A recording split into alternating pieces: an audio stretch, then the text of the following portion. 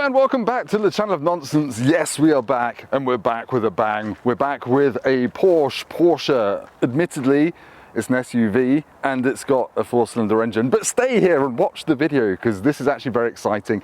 It's the all-new Macan T. So it sits above the entry-level Macan, below the V6 Macan S, but it's got some sporting prowess. And obviously it's lighter because it doesn't have a V6, and it's got some handling options to make this a driver's SUV of choice, apparently, and it's in a brilliant blue colour. So let's go for a walk around, find out if it's any good, and take it for a razz, frankly.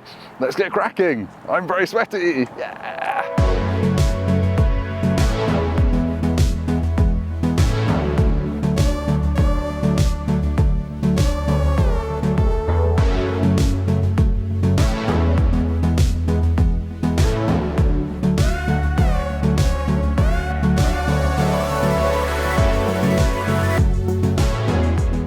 Yes, I want to find out if this is a bit of a sweet spot in a world where a pint of milk costs as much as a pint of whale sperm. Everything's gone crazy. This is a £56,000 car, so it's £5 more than a regular Macan. And yes, all the bits that are on this pretty much are options you could add to a regular Macan, but by the time you've done that to a regular Macan, it costs more than this Macan T. So yeah, what does T really mean? I mean, obviously it's a British institution that I don't partake in, drinking hot bagged liquid, but in Porsche terminology, it means touring. So gets a bunch of extra stuff. Some you can see, some you can't. In terms of the visual tweaks, you get these grey bits on the front grille, mirrored by grey mirror caps. Mirrored by mirror caps? I know what I'm talking about. You also get these kind of titanium coloured 20-inch alloy wheels, and you also get a 25mm drop in ride height if you spec the air suspension. Otherwise it's a 15mm drop. This isn't actually on air, so this is a 15mm drop. You also get PASM, you get Porsche's active suspension management. So yeah, you get a bunch of stuff. This one has got some options which I'll talk about, namely the interior and the sunroof. And I think if you don't buy one of these in Miami blue, you're a bit of a coward. The side blades are also grey, and it says Macan T on them. I've got to stop saying Macan. Porsche always says Macan. It's Macan, isn't it? It's a Macan T. Now, I drove the Macan in pre-facelift form last year as the Macan Turbo, Macan. I say it different ways, I can't decide. And I thought it was all right, but it was a bit of a blunt weapon.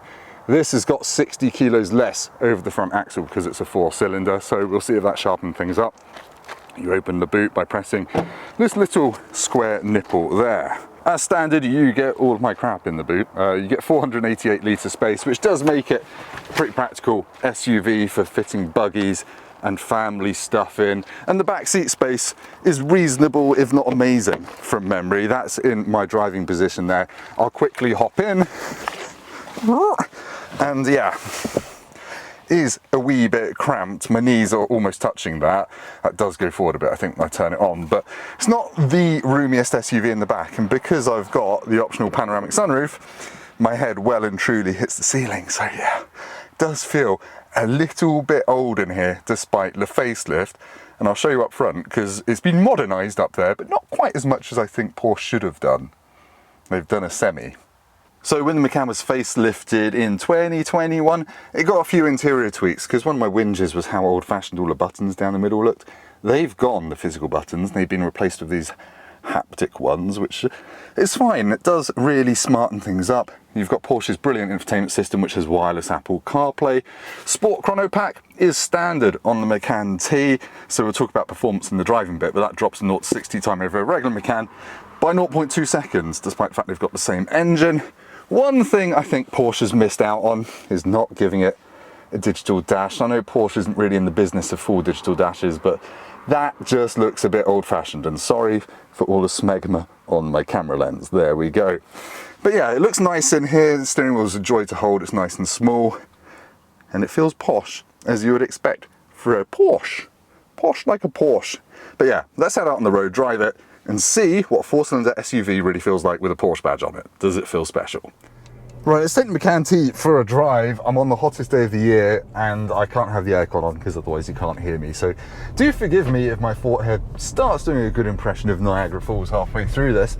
The first thing you notice when you get behind the wheel of a Macan, if you've never driven one, is it feels way more solid than any other SUV. For example, I was driving up here this morning in my Ford Kuga, which is sporty-ish, but this just doesn't roll in corners. The steering feels intimately connected to the front tyres, and it feels more like a hot hatch than an SUV. And the 4-cylinder engine might only give it a 0 to 62 mile an hour time of 6.2 seconds. So you could get sniffy about that if you care about on-paper numbers. Top speed, 144 miles an hour, so it won't even bat into a limiter.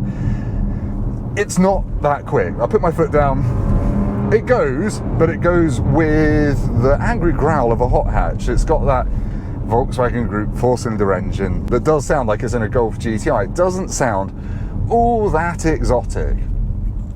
So yeah, those are pretty much the only negatives, really. Obviously, you get better fuel economy than with the V6. I think you'll probably get closer to 30 mpg. The V6, yes, more like 20. Now, I'm just going to test its turning circle because I've gone the wrong way. Then I'm going to put it into Sport Plus mode, and we can talk about the way it drives, because it's got adaptive dampers, so you can firm them right up, and that really does turn it into a sharp thing that could embarrass a lot of hot hatches if only cars had the emotional bandwidth to feel embarrassed. I hate it when journalists say that. But anyway, going down a country road at 60 miles an hour, and it just wants to go a bit faster, frankly. I'll get to a corner in a second, and believe you me, it will just go around here over a bit of a crest without any drama. And this is obviously 4-wheel drive, and for the T, the 4-wheel drive system has been reconfigured to be more rear-wheel drive biased, and you don't have to be trying too hard to feel that. It's got its own character, this Macan T.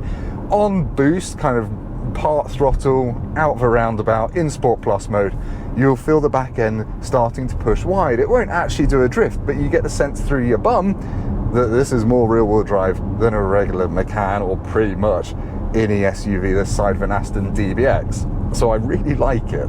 I would try and show you, but I'm stuck behind someone in a Volkswagen Polo. Obviously, I've got metal gear shift paddles which feel really satisfying and like they've been shaped out of a single piece of billet. I don't know if they have. That's probably a bit too expensive. I should point out, while I'm sitting here going a bit slowly, that the standard Macan T seats aren't these full leather ones. They've got fabric down the middle. I think it's called Softex or something like that. They're kind of black and white striped, and they look like they've come out of a classic 911, which I really like. But anyway, I'm just going to go around this roundabout the wrong way to show you what I mean about that 4-wheel drive system once the Polo in front of me is also doing the same thing, gets out of my way. So, if I put my foot down with a bit of lock on, yeah, the back end starts to move out a little bit. But my God, the speed you could carry cross-country in this, it just doesn't understeer until you're going really, really fast. Porsche has done wonders to the chassis of this, and it has got stiffer anti-roll bars as well than the regular Macan. I would have shown you in the walk around, but I would have had to peel the bodywork off with one of those fire department tools. I'm not allowed to do that because I think Porsche wants this back in a minute. But anyway, to drive, it feels more nimble than a V6 Macan. The front end bites a bit harder and a bit more easily than the V6 Macan. And as I probably have said already, when I drove the Macan Turbo, which doesn't exist anymore, I don't think, that felt like a bit of a blunt weapon. A very fast one, but it didn't have any of the delicacy that I really like from Porsches. This adds that delicacy back in. You really do sense the fact that you're missing half a cow attached to the front axle, the V6. And really, in the real world, do I need any more performance? Not unless I lived in Germany and wanted to obliterate people on the Autobahn. It's an absolutely fine thing, this. Don't be a snob about the 4-cylinder. Be a better person than that. Right, I'm going to put the aircon on. Goodbye, you won't be able to hear me, the fans are going up. Go away, sweat. Back to me for an outro. Can you hear that? Yeah, your YouTube's just entered a hurricane, I'm sorry. So does the Macan T feel like a proper Porsche despite having a 4-cylinder engine? I can confirm it does. It's got that classic Porsche thing where all the control weights are satisfying. The steering wheel is uber satisfying to use, and even if you're a complete car noob, you'll realise this isn't your common or humdrum SUV. Now the price, 56 grand before options, I think is kind of okay, because these days you would pay that for a Korean electric car easily. but obviously you can easily stick 10 grand of options on this because it's Porsche. But yeah, it's quite a nice thing. And I'd probably say it's the sweet spot in the Macan range because the V6 obviously is faster and sounds a bit better, but I don't think it adds much more to the daily driving experience. And in fact, the fuel economy detracts from it quite a lot. The handling is sweeter than on most of the V6 models as well, with the exception of perhaps the turbo in the GTS. I don't think the turbo exists anymore. Yeah, really good thing, really good thing. I'm convinced. Don't turn your nose up at a 4-cylinder Porsche SUV. I mean, you could probably get a GT3 in the garage next to it, couldn't you, as well, if you've got the money for this. But anyway, thank you ever so much for watching. Hopefully this has been helpful.